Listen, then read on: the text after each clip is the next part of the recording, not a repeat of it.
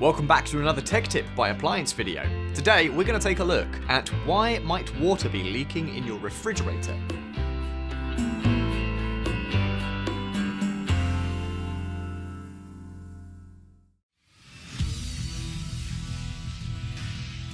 Be sure to visit ApplianceVideo.com, where you will find thousands of videos on the latest technology.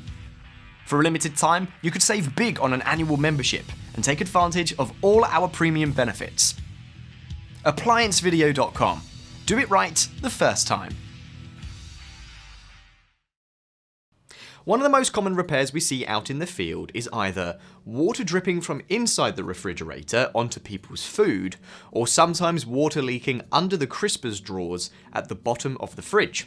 Most of the time, the reason this water is leaking is because you have a clogged condensate drain in the freezer section.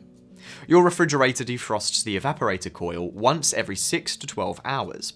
Typically, the excess water should go down a drain tube to a condensate drain pan. If your drain is plugged up with debris from packages or lime and calcium deposits, the unit will freeze the drain over.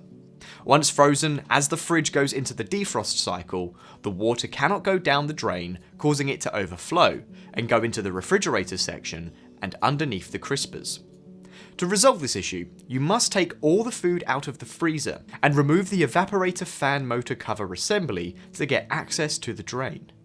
The drain will be at the very bottom underneath the evaporator assembly.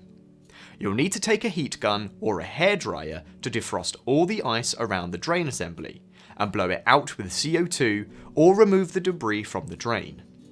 After you feel that the drain is opened, pour 1 glass of hot water down the drain to make sure it drains properly.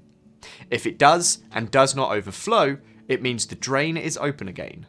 If this video helped you, like the video and subscribe to our channel, and I'll see you in the next one.